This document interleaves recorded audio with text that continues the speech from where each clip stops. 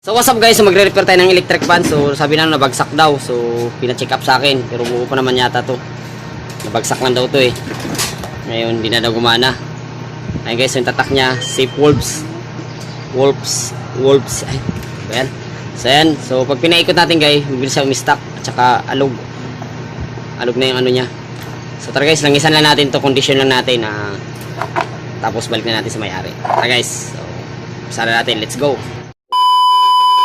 So what's up guys, so magre-repair tayo ng electric fan. So ayan, nakita natin siya gumagana. At saka nakita natin, bumagsak nga daw to eh. Stuck up, eh, umiinit yung motor eh. Oh. Kailangan nito ano, baka nawa na yung align kasi bumagsak nga daw, sabi ng may-ari.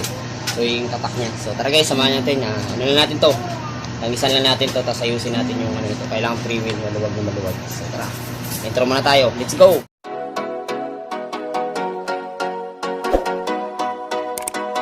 So yun guys, so bubuksan natin siya guys. So kuha lang tayo ng gamit para bubuksan natin. So yung gamit guys, so bubuksan natin, tingnan natin yung ano nito. Kasi uminit lang to guys eh, bumagsak kasi. Ayan, so ito check natin, tanggalin natin. Ito pagtanggal nito, di tornilyo siya. Dalawang klase kasi yung ganito, di hatak, susan tornilyo. Ito, di tornilyo siya. Ano natin to, kondisyon kasi uminit to, bumagsak daw kasi. Ayusin na natin ano ito. So, tara guys, baklasin mo muna to. So guys, kung pag pinipihit natin to guys, may sumasabit tayo matigas. Ayan. Matigas. Sumasabit. So tingnan natin sa loob guys kung ano sumasabit dito. Baka yung ano niya oh, sumasabit. Baka nabaklas yung ano niya, yung spacer niya. So bubuksan natin to guys. Mainit pa siya oh. Kakagamit lang ni customer. So buksan ko muna to guys, tingnan natin yung ano nangyari sa loob. Let's go. So guys, nabuksan na natin yung kanyang rotor guys, nagasgasan. Ayan. Kaya tumutunog yan, nagasgasan yung rotor niya.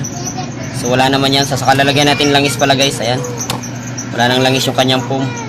So lalangisan lang natin to, tapos balik na natin. Na ano, na nawala yung align niya, gawa ng nabagsak nga daw po. So tara guys, langisan ko lang yun. Asimbol na natin, let's go. Nilagyan ko na ng langis, yun yung langis natin. Yan, nilagyan natin ng langis. Then patuano na natin, pababain na natin yung ano para bago natin baliktad.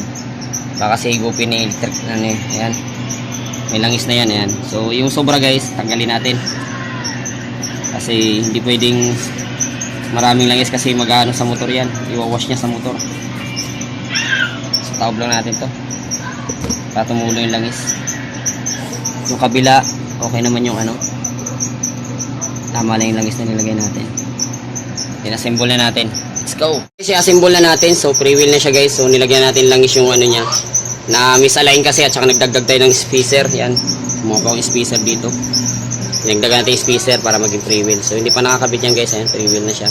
So kabit lang naman natin yung tornilyo guys. Kabit ko naman, tapos testing na natin. So yun guys, so buo na siya. So align lang natin. Align na natin yung rotor niya kasi inagasgasan niya. Pulpugin na natin to. Pulpugin na natin pag ganun para ma-align.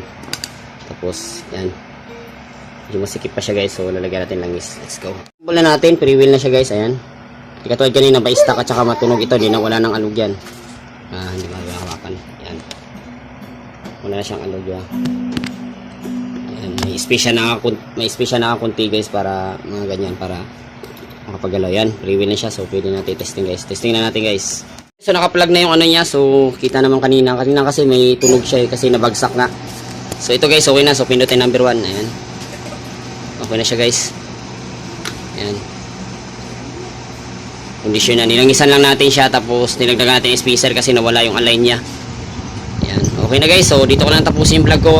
Electric pan na bumagsak, nawala yung align. So dito ko lang subscribe. So umpisa na natin, let's go.